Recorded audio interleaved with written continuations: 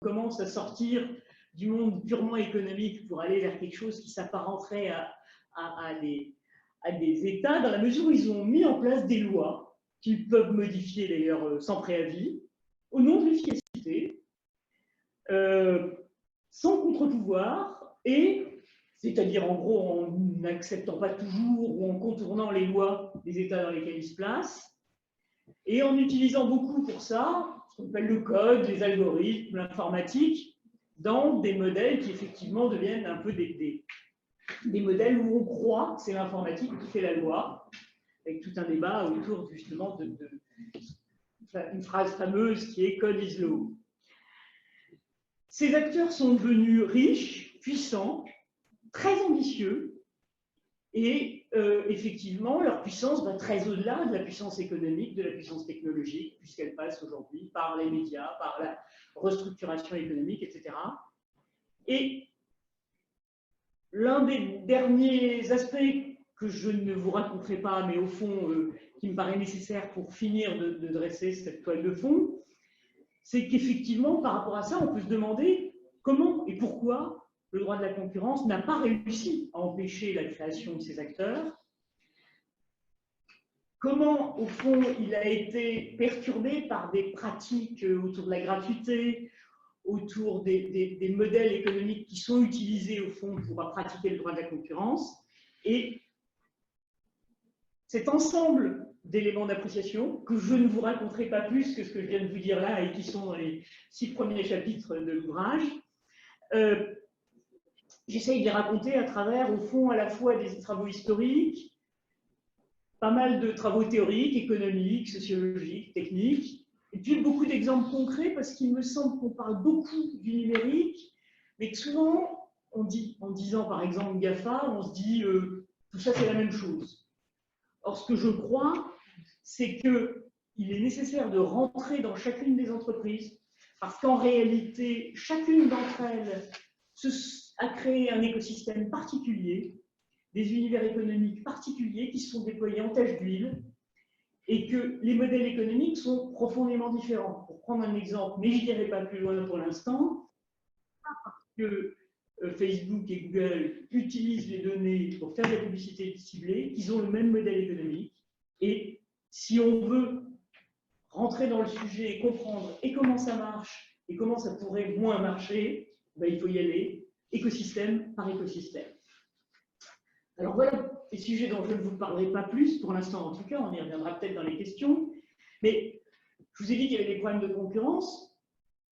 Ces problèmes, ils n'étaient pas vus il y a 5 ans. En tous les cas, ils n'étaient pas considérés comme tellement importants qu'il fallait trouver des solutions. Aujourd'hui, il y a un consensus sur beaucoup de sujets. On a ces derniers jours pas mal parlé du rapport américain. Ce qui est formidable dans ce rapport américain, indépendamment de ces 444 pages que tout le monde n'a peut-être pas lu dans le détail, c'est qu'il y a la même chose que les autres rapports, que le rapport britannique, que le rapport européen, que les rapports allemands. Il dit quoi? Comme les autres, il dit que les marchés sont verrouillés par les effets de réseau, où la concurrence, contrairement à ce que nous racontent certains acteurs, n'est pas à un clic, elle est très très loin d'être à un clic, qu'il y a au fond de l'opacité partout. C'est assez étrange ce mot opaque. Partout, vous voyez un rapport ou une condamnation sur la publicité, on vous dit le marché est opaque. Les algorithmes, on ne sait pas ce qu'il y a derrière. Il y a évidemment beaucoup d'asymétrie d'information. Donc beaucoup d'opacité, ce qui quand même pour le système capitaliste qui est censé porter un certain nombre de logiques de transparence est assez étrange. Autre consensus, les formes d'abus de position dominante. Alors je peux vous citer toute une série de termes techniques, effets de levier, autoréférencement, discrimination, accord de parité interplatant. Je ne vais pas rentrer dans les termes techniques du droit de la concurrence, mais au fond, toutes ces pratiques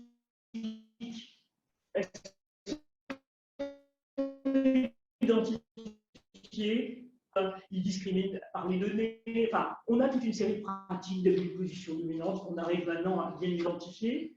Quel problème dont j'ai commencé à parler, ce qu'on appelle les acquisitions verrouillantes. Le sujet des données, tout le monde en parle, un peu de façon, me semble-t-il, parfois brouillonne, mais on en parle et on sait que c'est important. Il y a des problèmes d'innovation. Il y a des problèmes à trouver les remèdes, c'est formidable. Depuis 10 ans, finalement, on tombe sur les mêmes problèmes, mais quand il s'agit de trouver des solutions, on pédale dans la choucroute, si je puis me permettre cette expression. Et enfin, il y a un autre sujet sur lequel tout le monde commence à être d'accord, et ce n'est pas banal. En jargon, on vous dit les faux négatifs sont au moins aussi graves que les faux positifs. Au début, on ne comprend rien. Qu'est-ce que ça veut dire? Ça veut dire qu'au fond, les autorités de concurrence ont le droit de se tromper. Jusqu'à présent, la force de la preuve que devaient apporter tous les acteurs du droit de la concurrence pour condamner, c'est qu'ils devaient apporter les preuves tellement sûres qu'ils n'y arrivaient pas. Et maintenant, on commence à se dire, pourquoi? Alors pourquoi? Tout simplement parce qu'on considérait que si un marché était vraiment très, très intéressant, il y aurait toujours un concurrent derrière qui reviendrait et il valait mieux laisser le problème. Et puis actuellement, on se rend compte que ce n'est pas possible.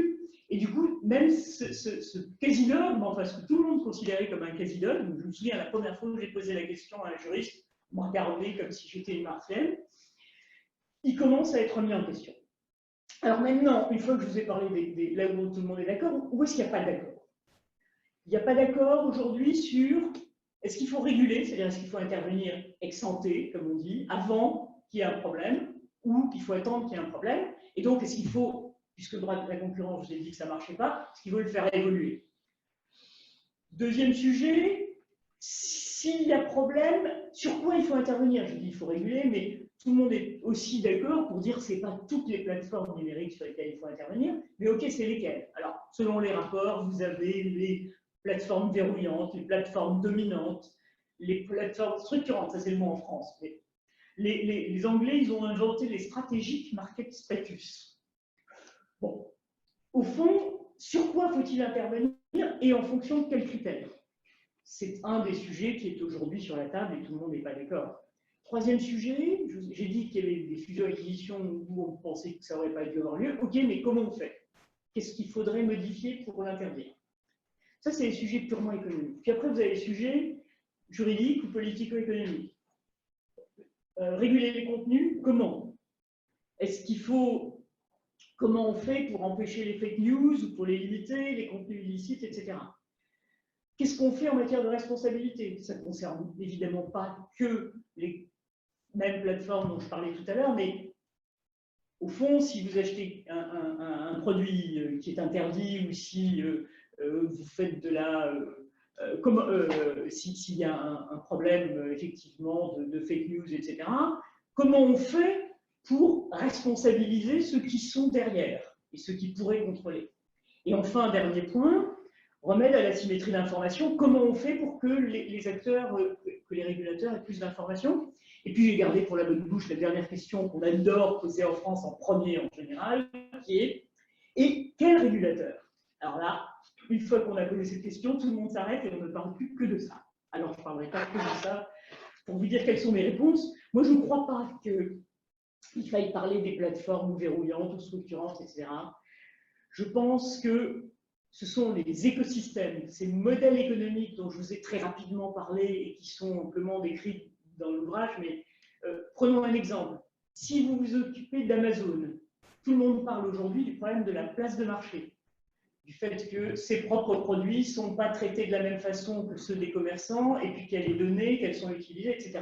Oui, il y a un problème de place de marché, mais il n'y a pas qu'un problème de place de marché, puisque si on parlait de plateforme, on traiterait ça.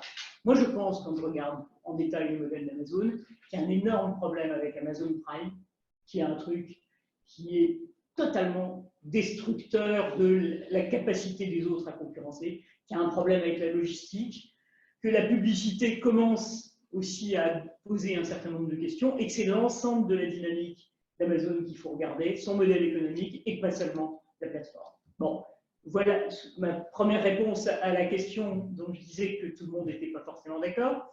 Comment contrôler les fusions-acquisitions en ce moment sur les grands acteurs?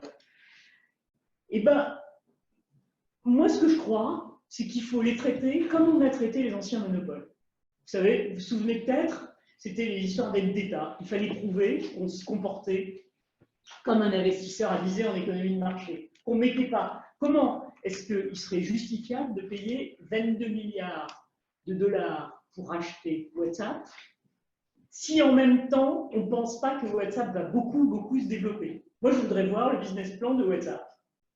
Parce que si on me le montre, je pense qu'à ce moment-là, je risque de voir qu'effectivement, ça empêche la concurrence de se développer et que donc, la visée de Facebook en achetant WhatsApp, c'est évidemment d'empêcher le développement de la concurrence. Mais si c'est moi qui dois prouver que WhatsApp va devenir quelque chose alors qu'il n'a pas 2 ans, bah, je ne vais pas y arriver, il y a trop d'incertitudes. Donc, je pense qu'il faut inverser complètement la charge de la preuve et essayer de leur demander quelle est la justification économique, et je pense qu'on verra bien si c'est ou non de l'efficacité. Troisième point, contrôle et responsabilité du code et des algorithmes. Je crois qu'il faut évidemment rentrer dans cette logique de responsabilité. Il faut sortir de cette idée que les intermédiaires techniques, qui sont suffisamment puissants pour vous conseiller d'acheter un produit, et dont on sait que si vous êtes, je prends toujours l'exemple d'Amazon parce que j'ai commencé et qu'en général tout le monde vous parle de Facebook ou Google, donc je choisis de parler de quelqu'un d'un autre acteur. S'ils sont suffisamment forts pour vous conseiller le produit que vous devez prendre parce que c'est le meilleur, etc., ils doivent être capables de vérifier qu'il ne vous fera pas tomber malade. Ou alors, je ne comprends pas. Quatrième point, je vais encore très vite, hein, mais pardon d'aller aussi vite, je crois que j'essaye quand même de permettre qu'on débatte. Est-ce qu'il faut réguler les fake news et les contenus illicites? Ben, c'est la même histoire. Je pense qu'il faut se préoccuper des modèles économiques.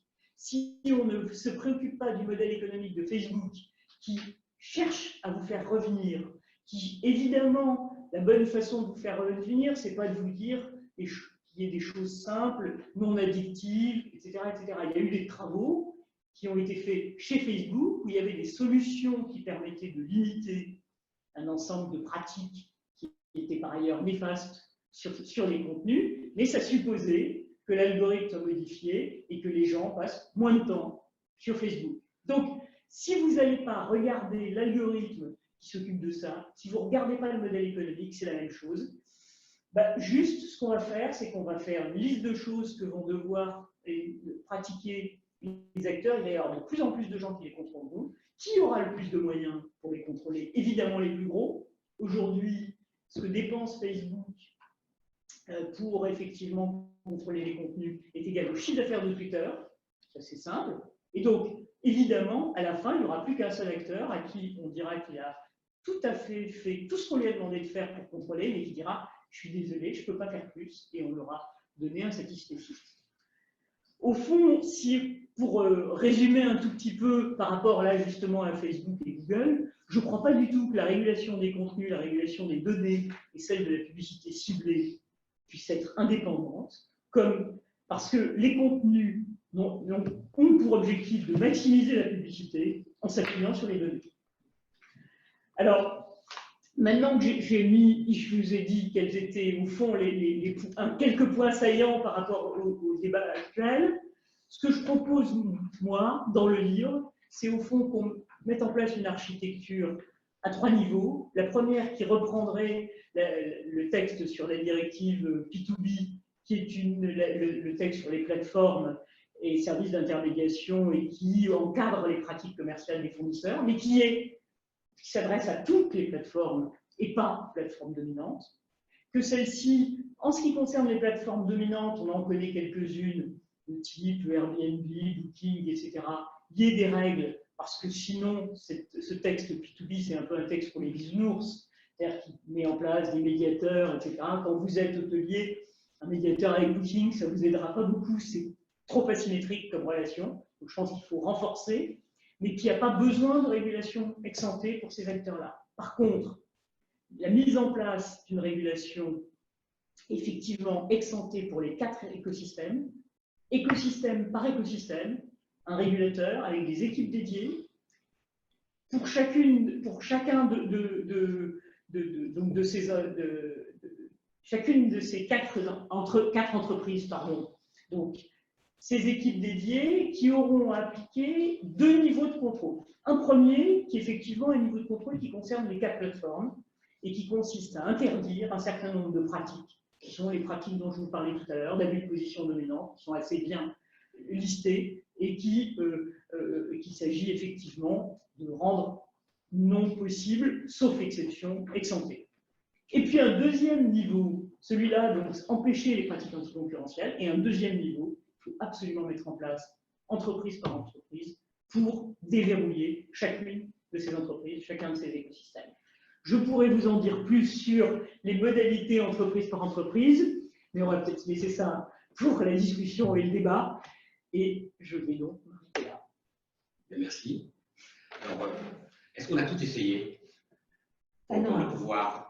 Ou est-ce qu'on a encore une petite chance?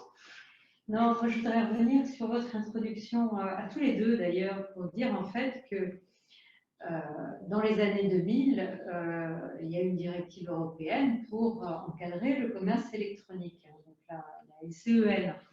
Et à l'époque, dans les années 2000, Internet c'était formidable, c'était un outil d'émancipation, c'était un outil d'innovation, c'était une croissance économique, c'était une promesse, c'était une ouverture, c'était une liberté. En fait, c'est ces mots extrêmement positifs dans le contexte européen, mais aussi en France, qu'on voyait derrière Internet.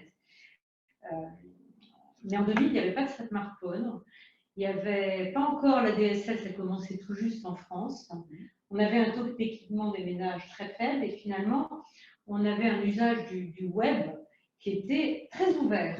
Et même si certains grands acteurs existaient déjà, mais Facebook, par exemple, n'existait pas. Et donc, c'est le développement de ces géants de l'Internet qui ont créé ces désordres. Et aujourd'hui, si je regarde en 2020, d'un point de vue purement politique, dans nos débats, on va avoir énormément de réflexions sur les difficultés, les désordres engendrés en fait par la société numérique. On va d'un côté dire c'est formidable et puis on n'a pas envie de revenir en arrière, particulièrement en ce moment, avec la crise du Covid, on se dit heureusement que le numérique était là. Heureusement qu'on a pu mettre le télétravail en place, heureusement qu'on a pu faire aussi des achats en ligne, heureusement qu'on a pu faire de l'éducation à distance, heureusement qu'on a pu faire des téléconsultations. Donc personne ne veut revenir en arrière, mais tout le monde quand même dit qu'il y a des grands désordres et dans beaucoup de domaines.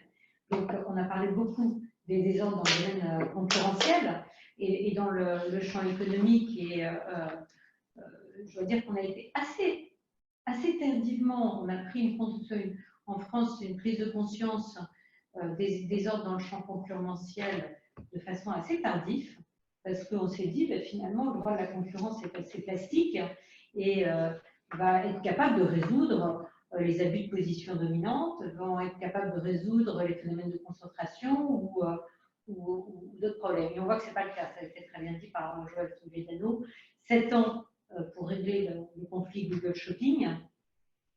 Pendant ce temps-là, les startups ou les PME qui se sont mis dans le secteur ont le temps d'être morts 4 fois.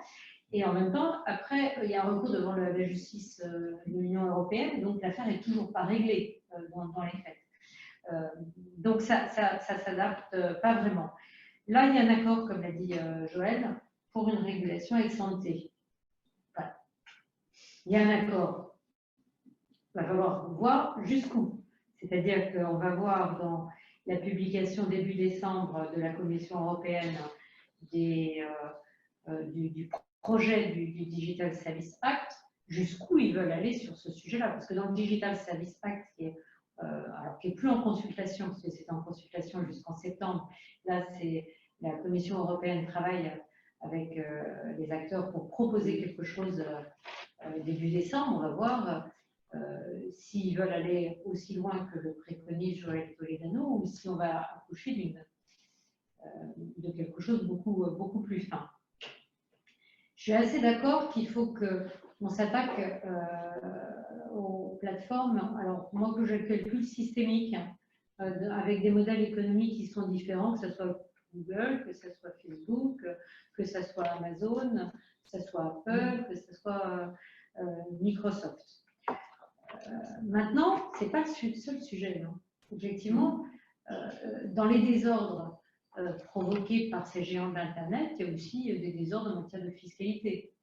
Ils utilisent le pouvoir d'achat des Européens sans contribuer aux services publics, sans contribuer à la fiscalité des pays dans lesquels ils vendent leurs services aux consommateurs européens. Donc ça, alors on a essayé de faire quelque chose en France. Ça fait, moi, depuis 2008 que l'OCDE nous dit ah mais si, on va régler le problème. Je me souviens de la première audition sur ce sujet en 2008 avec l'OCDE et on n'aboutit toujours pas. Donc ça, c'est un premier problème. C'est quand même plusieurs milliards d'euros en France de fiscalité évitée. Il y a un deuxième sujet aussi dont on n'a pas parlé encore, qui est des atteintes au droit du travail par rapport à la plateformisation de l'économie et aux jobs créés en fait par les plateformes du style Uber ou Deliveroo. On voit bien quand même que à la fois ça donne de l'emploi à certaines personnes qui se mettent en auto-entrepreneurs, je ne dis pas, et qui ont quelquefois, ça leur permet une insertion dans l'emploi, et en même temps, ça ne respecte pas le cadre de travail actuel français ou dans d'autres pays. Le troisième sujet sur lequel le Digital Services Act devrait intervenir là, c'est la régulation des contenus, avec 3 types d'enjeux sur les contenus. Comment on régule les contenus? Aujourd'hui, on ne règle pas le problème des contenus illicites sur les plateformes. Et donc, ça veut dire qu'un pays n'est pas capable d'appliquer la loi dans son pays. C'est tout simplement ça. Deuxièmement, les contenus haineux. Alors, on a vu avec les discussions en France sur la loi Avia que c'était un sujet extrêmement compliqué puisque la loi a été censurée quasiment complètement par le Conseil constitutionnel. Il y a un autre sujet qui n'est pas des moindres, c'est les fausses informations. Et en fait, le problème à chaque fois sur ces sujets-là qui existaient, qui préexistaient en fait avant Internet, c'est l'effet amplificateur en fait que génère Internet. Parce qu'avant, dans la rue, il y avait des contenus illicites, il y avait des contenus haineux et il y avait de la fausse information. Et la capacité que vous aviez à transmettre cette fausse information à un grand nombre de personnes et surtout à être manipulée de l'extérieur pour venir désarçonner des démocraties était quasiment pas possible. C'est Internet qui l'a, en tout cas, peut-être pas créé, mais amplifié. Et ce qui est aussi très choquant dans ce domaine-là, c'est que la pub qui est sur ces contenus génère en fait, du chiffre d'affaires pour les grandes plateformes. Et donc, ils sont un peu forcément jugés partis entre des contenus qui vont faire beaucoup de buzz avec de la pub qui va rapporter beaucoup d'argent, et puis finalement, comment et l'application de la loi dans le pays dans lequel on sait que ces contenus s'appliquent. Moi, je crois que sur ces histoires de régulation des contenus, il faut changer la LCEN, c'est-à-dire qu'il ne peut plus y avoir de régime. C'est plus possible. Je l'ai défendu pendant des années, mais aujourd'hui, c'est plus possible d'avoir une responsabilité des hébergeurs. C'est juste plus possible à cause des effets et des désordres créés. On pouvait comprendre au début de l'Internet et on pouvait comprendre la logique de la LCEN en 2000. Aujourd'hui, 20 ans après, c'est plus possible. Et la deuxième chose, c'est qu'il faut qu'une autorité, je ne sais pas laquelle, ait un réel pouvoir d'enquête et d'investigation sur le fonctionnement des algorithmes. Il faut qu'on a des mathématiciens, on a des gens extrêmement bons dans ce domaine-là. Il faut être capable d'aller enquêter sur savoir est-ce que les algorithmes sont respectueux de nos lois, en fait. C'est un peu ça. C'est bien, on doit être capable d'appliquer nos lois sur toutes ces plateformes, de faire appliquer. Ça passe par l'usage des algorithmes chez eux, d'être capable de modérer des contenus, d'être capable et de vérifier en fait comment ils font et est-ce que ces algorithmes sont réellement respectueux de nos contextes législatifs, que ce soit d'ailleurs dans le domaine concurrentiel ou dans le domaine plus pénal de régulation des contenus. C'est un véritable enjeu démocratique aujourd'hui. C'est plus du tout uniquement un enjeu économique de sauvegarde de nos secteurs d'activité, ça l'est, c'est important, mais ce n'est pas uniquement ça, ça devient un enjeu démocratique parce que on sait que les puissances étrangères s'invitent en fait pour manipuler les opinions et déstabiliser les... Merci. Alors, on va sans doute avoir des questions, mais je vais déjà en poser deux chacune d'entre eux. La première, c'est à Joël. Est-ce qu'on arrive sur une conclusion où tu dis finalement il faut qu'on ait globalement, parce qu'une régulation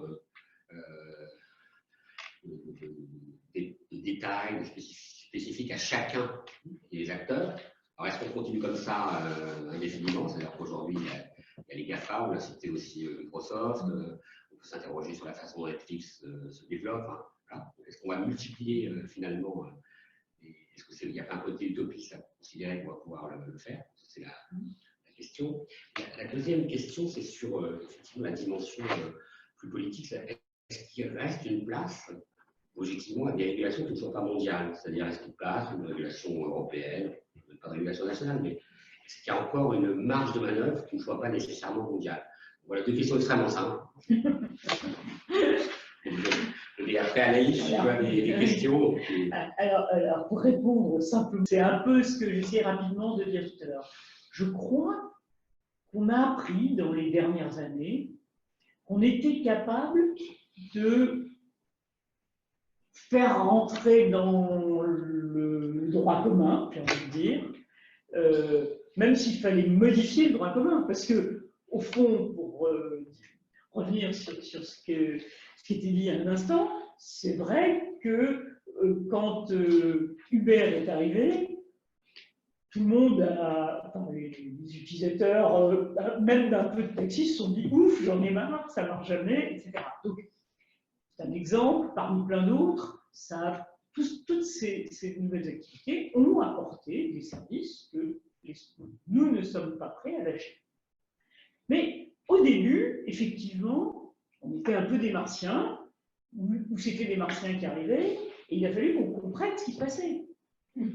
Je crois, moi, qu'aujourd'hui, on comprend à peu près ce qu'apporte Uber et là où il y a des problèmes, on comprend à peu près ce qu'apporte Airbnb, Netflix aussi en réalité, et que à partir du moment, c'est ce que j'essayais de dire tout à l'heure sur le côté, sur les plateformes dominantes, il faut, et Lander a parfaitement raison, l'un des points centraux, c'est de vérifier les algorithmes, et de comprendre globalement l'économie, mais c'est secteur par secteur. Ces acteurs sont, effectivement, provoquent, par le Netflix, la reconfiguration du paysage, et nos institutions du XXe siècle, elles ne tiennent pas. Il faut fabriquer, effectivement, les institutions du XXIe siècle, mais je pense qu'on est capable de le faire sans avoir après une régulation entreprise par entreprise, une fois qu'on a compris les modèles économiques avec les endroits où ça pose problème et les endroits où, effectivement, au fond, c'est bien plus efficace ce qu'ils font, et il faudrait mieux que ça se diffuse, c'est bien plus satisfaisant pour les consommateurs. Donc, pour moi, effectivement, aujourd'hui, dans la situation présente, il n'y a que 4 entreprises qui rentrent dans la nécessité de cette régulation ex-ante, et pas Microsoft. Parce que je pense que Microsoft, effectivement, a veillé, peut-être parce qu'ils ont été très échaudés par tout ce qu'ils ont vécu en matière de concurrence à la fin du XXe siècle et au début du XXIe siècle, mais pour l'instant, ils respectent à peu près les réglementations nationales. On n'a pas les mêmes problèmes avec Microsoft, même s'ils gagnent autant d'argent, ils sont aussi riches, leur puissance à la bourse est aussi importante. Je pense qu'aujourd'hui, enfin, à ma connaissance, on n'a pas de désordre. Comment? Il crée moins de désordre. C'est ça, ils respectent le droit. J'aime bien ce mot de oui. désordre. Donc, on n'a pas besoin, je pense qu'il faut évidemment continuer à regarder, mais on a 4 acteurs qui sont pour moi effectivement des écosystèmes particuliers, que j'ai essayé rapidement de décrire, et dont la logique économique détruit notre propre système. Et c'est pour ça qu'il faut effectivement veiller. Non pas, moi je ne crois pas du tout qu'il faille les casser au sens de les faire disparaître. Je pense que là encore, Apple apporte quand même beaucoup de choses que ses utilisateurs aiment bien, Amazon aussi, c'est formidable. Enfin, une entreprise de commerce qui met le client au centre, c'est pas banal. Je vais peut-être grasser les dents, mais c'est vrai. Donc, je pense qu'ils apportent chacun beaucoup de choses. Il y a juste des endroits où ils estiment, et enfin moi, je fais peut-être de la psychologie de hasard, mais je crois qu'ils sont tellement convaincus qu'ils sont plus efficaces que nous, et que le monde marcherait tellement mieux s'ils marchaient comme ça, comme ils font eux en entreprise, que ils se donnent, ils ont même une très bonne conscience. Enfin, il faut être vraiment sûr de soi pour lancer comme Facebook Libra et ne pas comprendre que les banques centrales allaient réagir. Pour prendre cet exemple parmi d'autres.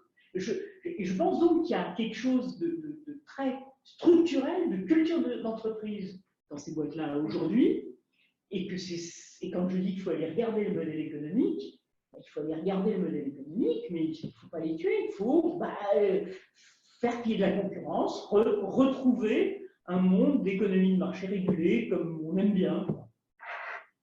Peut-être un peu long. Alors, la question de Robert, c'était faut-il une régulation mondiale? Est-ce qu'il y a la place pour autre chose? Alors, je ne crois pas du tout à une régulation mondiale parce qu'on a des cultures de pays totalement différents, en fait. Et puis, il y a des pays qui s'en sortent très, très, très bien avec leur propre régulation. Hein. La Chine, par exemple, elle n'a aucun problème avec les géants d'Internet puisqu'elle applique ce qu'elle a envie d'appliquer de façon autoritaire et antidémocratique. Je n'ai pas dit qu'elle avait pas. Mais voilà, les États-Unis, finalement, ils ont leur propre régulation sur ces sujets. Pour l'instant, ils ont décidé de ne pas toucher au démantèlement des géants d'Internet pour des raisons politiques, mais ils ont quand même interdit TikTok pour dire à la Chine, si vous continuez à m'embêter avec des produits chinois aux États-Unis, j'irai plus loin. Parce que vous interdisez Google en Chine, vous interdisez Amazon en Chine. Donc moi, je peux riposter. Alors, je commence avec TikTok, c'est petit, ça ne va pas faire encore de bruit, mais ils ont quand même interdit TikTok. Donc, l'Europe n'est pas du tout sur ce mode de raisonnement-là. En revanche, l'Europe a réussi quand même à avoir une réglementation concernant la vie privée, la protection des données personnelles, avec une application en dehors du territoire de l'Europe de cette loi. Donc, on est capable de faire quelque chose. Et on est capable aussi de le faire, à mon avis, dans le domaine du droit de la concurrence, dans le domaine d'un droit d'enquête et sur les algorithmes des géants de l'Internet. On est capable de dire ça tout en gardant notre culture démocratique, notre culture libérale, sociale, humanisme de l'Europe, très différente finalement de la Chine, bien évidemment, mais aussi des États-Unis. Donc, je crois que le bon échelon de régulation, c'est le niveau européen. Alors, quelquefois, on est amené en France à adopter des dispositions législatives pour envoyer des signaux au niveau européen. Je crois que l'Allemagne est maintenant aussi sur cette longueur d'onde en disant si ça ne va pas assez vite au niveau européen, on le fait en Allemagne. On essaie de se coordonner avec la France pour dire là, attendez, il y a deux gros pays de l'Europe qui vous disent qu'il faut avancer plus vite et ça marche. Et la nouvelle commission, objectif, la nouvelle commission a un discours sur ces enjeux radicalement différent de la précédente et montre dès le démarrage une volonté d'intervenir de légiférer sur ce sujet avec le Digital Services Act. J'espère que ça sera que la loi qui va nous être proposée sera suffisamment ambitieuse. Alors, j'ai pas l'habitude de cette organisation-là. D'habitude, je suis devant l'ordinateur et je vois donc les questions qui se posent. Donc, mais Anaïs doit être quelque part avec les questions. Je suis là. Voilà, alors vraiment toutes nos Mon pétrole dans Interabli. Ça me paraît un peu plus ancien, mais j'ai l'impression de m'adresser à Simone. Oui, nous avons dû nous déplacer. Je suis absolument désolée. Il y a eu des petits problèmes d'interférence de son. Les deux ordinateurs étaient trop proches, mais nous sommes là. Nous entendons tout et nous suivons activement les questions qui sont posées. Alors, il y a une question côté utilisateur. Faut-il finalement satisfaire le citoyen contre son gré alors que l'utilisateur y trouve son compte et c'est bien l'utilisateur qui fait le succès de ces plateformes-là. Donc concrètement, quels sont les avantages pour les utilisateurs d'une meilleure régulation, sachant que c'est un outil important pour eux? C'est effectivement c'est pas pour faire quand on veut mettre en touche une question, on dit qu'elle est très bonne. Je crois que c'est effectivement une question très très importante. C'est-à-dire que pour pouvoir reprendre le pouvoir et pour répondre à la question de Robert, je pense que c'est aussi nous, en tant que citoyens qui devons reprendre le pouvoir, je ne crois pas du tout à la possibilité de chacun d'entre nous d'avoir de l'influence au niveau de ces acteurs-là. Par contre, il va falloir trouver un chemin politique pour expliquer à nos concitoyens que, effectivement, quand Amazon met en place ce qu'il met en place, c'est extrêmement pratique, mais ça a des effets sur le tissu économique français, et que donc, il y a peut-être à voir comment on ouvre ce qui est fait. Par exemple, d'une part, il faut, je pense, que ce genre de débat et ce genre de problème soit mis sur la place publique et qu'on n'en fasse pas seulement une histoire de spécialistes, y compris seulement de geeks, mais vraiment beaucoup plus large. Je crois qu'il faut que tout le monde puisse comprendre un peu mieux ce qui est en train de se passer et comment c'est en train de se passer. Ça, c'est le premier point. Le deuxième, c'est qu'il faut que les solutions qu'on propose ne soient pas des solutions qui, évidemment, conduisent à une baisse de la qualité de service. Je reste sur l'exemple d'Amazon, juste pour ne pas toujours prendre les mêmes exemples que d'habitude. Je disais tout à l'heure qu'Amazon Prime était, alors je ne l'ai pas dit, mais c'est une arme de destruction massive, à mon avis, de la concurrence. Quand je vois comment s'en servent un certain nombre de mes proches, si vraiment ça devient la norme, à ce moment-là, il va falloir se poser la question de savoir si il ne doit pas ouvrir au tiers l'accès à Amazon Prime. C'est soit on ouvre ça au tiers et donc tout le monde y a accès, soit autre façon de raisonner, et je connais des gens qui raisonnent comme ça, on peut se demander, au regard d'autres critères, en particulier d'environnement, s'il faut continuer à pousser le toujours plus rapide dans la distribution d'un certain nombre d'objets. Donc c'est sûrement un mix, mais je crois que c'est tout à fait vrai, la personne qui a posé cette question, il va falloir dans les solutions penser à ça, mettre tout le monde dans le bain et se méfier énormément de ce qui va être très naturellement la politique des GAFA. Qu'est-ce qu'ils font à chaque fois qu'on leur dit « Attendez, c'est pas bien », ils disent « Je m'en vais ». C'est évident, c'est ce qu'ils sont en train de faire en Australie. Là, je reviens effectivement à Facebook et Google parce que les Australiens essayent de mettre en place un certain nombre de mesures qu'ils trouvent déplaisantes. Donc, il va y avoir du chantage, ça va être très dur, et donc c'est la raison pour laquelle il me paraît majeur dans la démarche politique que ce qui est en jeu soit beaucoup débattu, mis sur la place publique. Je ne sais pas si j'y arrive, mais j'ai effectivement essayé dans le bouquin, c'est pour ça que je mets pas mal d'exemples, d'expliquer ce qui était en train de se passer et comment ça se passait très concrètement. Mais il faudrait qu'il y ait plein de gens qui le fassent comme ça, en montrant la dynamique et les risques. Alors, la question, c'était qu'est-ce que ça apporte à nos concitoyens? En fait, ça dépend de la casquette du concitoyen. C'est-à-dire, si c'est un consommateur, ce n'est pas forcément évident, a priori, que plus de réglementation des GAFA va apporter tout de suite un bénéfice aux consommateurs. Objectivement, parce que les géants de l'Internet font très attention de toujours innover et de toujours améliorer, en fait, la satisfaction du consommateur. En revanche, si le concitoyen prend sa casquette de salarié, par exemple, d'une boutique de centre-ville, ou d'un concurrent, je ne sais pas moi, s'il est salarié de Canal+, ou tout de suite, il va avoir peut-être une autre vision de cette situation. Et puis, s'il prend, s'il prend sa casquette aussi comment on dit, de contribuable, il peut aussi avoir un intérêt à ce que on ait une meilleure concurrence et puis une fiscalité juste entre les différents acteurs. Maintenant, il y a aussi un autre point que je voudrais rebondir sur le cas d'Amazon pour le bénéfice du consommateur. Nous, dans les départements ruraux, Amazon Prime, c'est pas si génial que ça parce qu'on n'est pas livré en 24 heures à la campagne. En revanche, on a vu fleurir des lockers, des boîtes dans lesquelles Amazon livre des paquets. Ils sont en train d'en installer partout, c'est-à-dire dans des petits villages, dans de petites villes de 2000, 2500 habitants, la petite ville ressource, il y a des locaux d'Amazon à 2 ou 3 endroits par commune. Et ça, c'est une infrastructure essentielle en fait pour la distribution du e-commerce.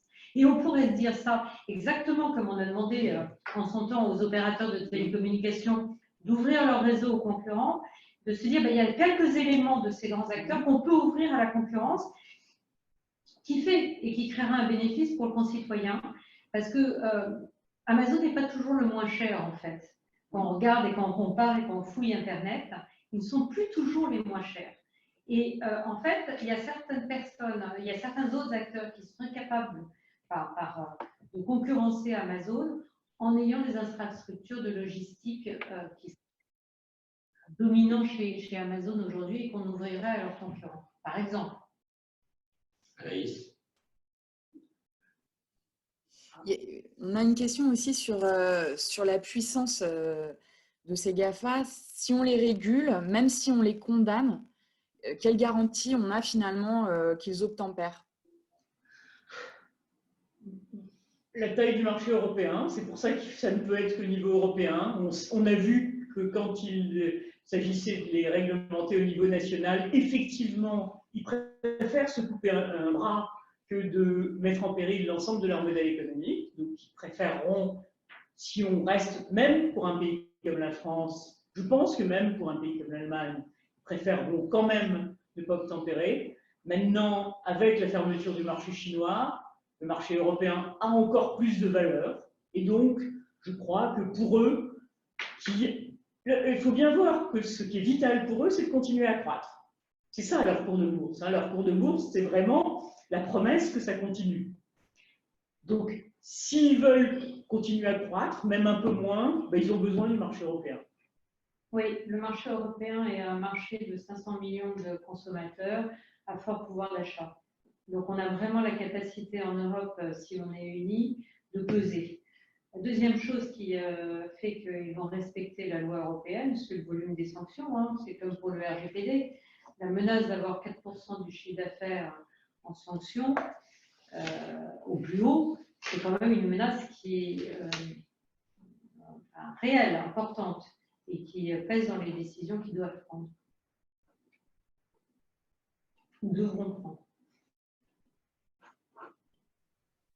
Merci. On a une question qui nous est posée sur Microsoft et le Conseil d'État a refusé d'interdire à Microsoft de traiter, contre l'avis de la CNIL d'ailleurs, de traiter nos données de santé.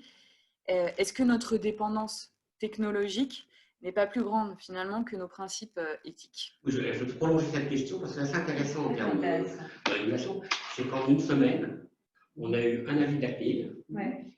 Je crois que c'est le ministre de la Santé qui a sorti un arrêté pour empêcher les données de sortir d'Europe. Et le Conseil d'État qui a dit prenez votre temps et essayez de faire en sorte que tout ça soit à peu près réglé. Donc, 3 instances qui ne sont pas des instances de régulation au sens strict, mais qui, finalement, en une semaine, ont pris 3 décisions dont on ne voit pas nécessairement complètement la cohérence.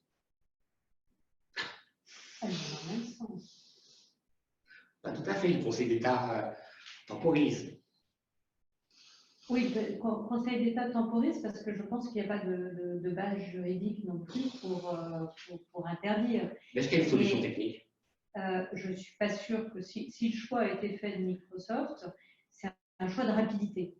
Et il y avait une ambition dans le cadre du Ségur de la santé, enfin dans le cadre de l'ensemble des démarches d'infrastructures numériques de santé, d'aller vite pour réellement moderniser notre système de santé qui en a besoin. Donc, voilà. Et donc, il y a eu une volonté du gouvernement d'aller vite. Et ça a été peut-être ça qui a conditionné le choix de Microsoft. Si on prend peut-être plus de temps, et c'est ce que dit le Conseil d'État, peut-être qu'on va pouvoir trouver des solutions ou bâtir des solutions techniques avec d'autres.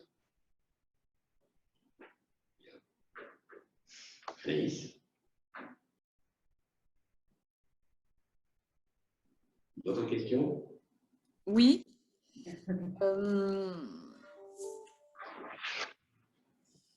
Excusez-nous, on rassemble.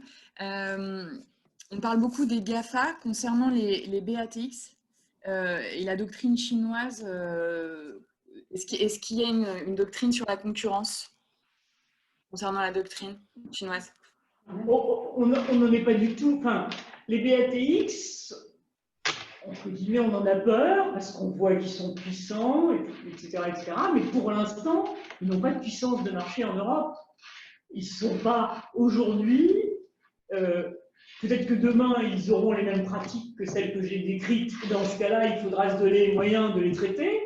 Mais parfois, je vais être un peu ironique, parfois, j'entends, moi, oui, mais alors, on ne peut pas parler des GAFA sans parler des BATX. Mais oui, on peut en parler parce qu'ils n'ont pas la même situation de marché, ils n'ont pas la même situation concurrentielle. Traitons déjà les problèmes climat, et puis on appliquera les mêmes méthodes s'ils ont les mêmes pratiques. Mais en tout état de cause, il ne faut pas ni s'attendre à ce que grâce à eux, les autres se comportent bien.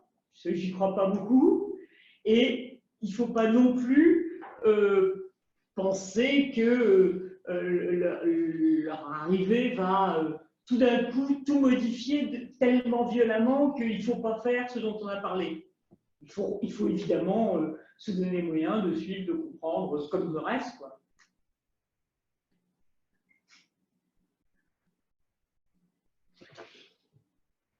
Une autre question?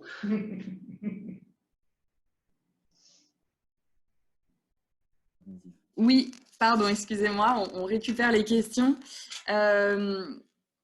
L'économie numérique fonctionne grâce à des économies d'échelle. Est-ce qu'on peut mettre... Est-ce qu'il y a des modèles alternatifs, des modèles économiques alternatifs à ceux des GAFA qui soient crédibles? Je ne sais pas. Je ne sais pas parce qu'il y a quand même une espèce de plateformisation de l'économie et il peut y avoir des concurrences entre plateformes. On le voit dans le domaine culturel quand même.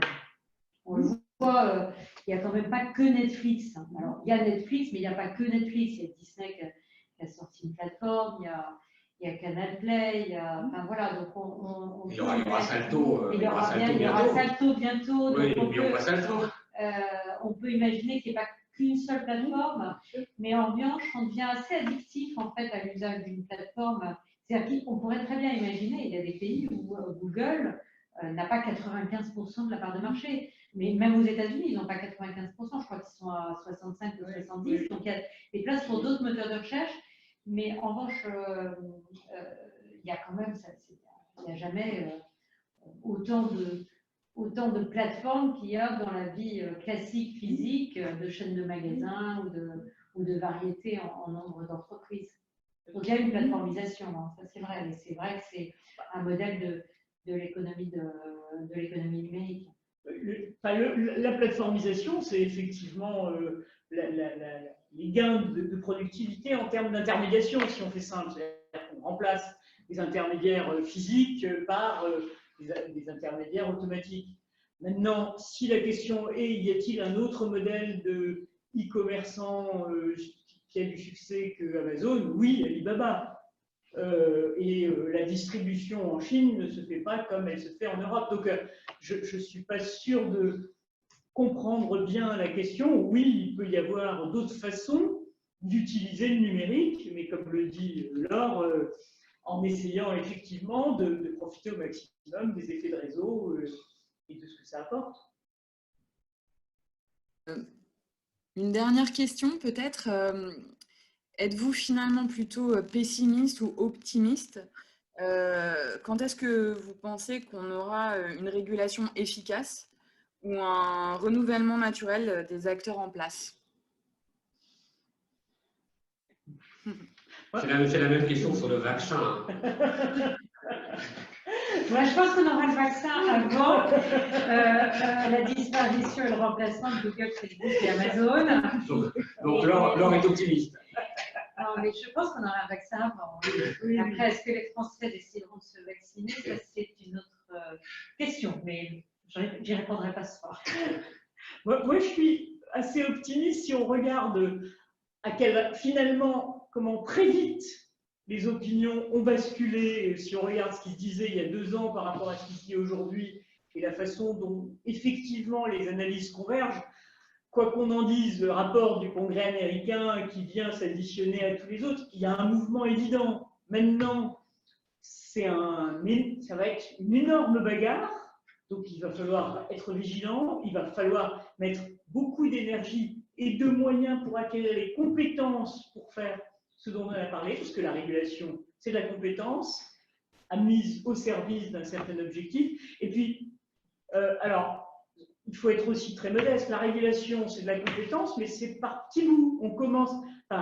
On n'arrive pas à la régulation efficace du premier coup. Si on se rappelle, alors on donne toujours en exemple la régulation des télécoms comme étant un succès. Les plus anciens se souviennent du début de la régulation des télécoms et du fait que c'était le régulateur qui définissait tous les prix. C'était un cauchemar et ça ne marchait pas. Donc, ça s'apprend, c'est pas un truc où on gagne tout de suite, mais je pense qu'on peut faire des choses et qu'on peut sortir de là où on est et qu'il faut y aller. Moi, je pense qu'il y a un domaine sur lequel on va sans doute avancer vite, c'est notre capacité d'enquête sur le fonctionnement des algorithmes. Non pas d'abord pour des raisons économiques, je pense que ce qui sera le plus demandé des politiques, c'est notre capacité à faire vivre de façon normale notre démocratie à l'ère du numérique et éviter la manipulation des fausses informations volontairement propagées et poussées par les réseaux sociaux. Donc il y a une vraie attente, en tout cas, des institutions et je pense aussi globalement des citoyens pour qu'on retrouve une vie démocratique équilibrée et ça passe par la capacité d'enquête des algorithmes et ça va être poussé par les États. Et quand on aura ça, à mon avis, on verra aussi beaucoup de choses sur le fonctionnement des modèles économiques de chacun des acteurs.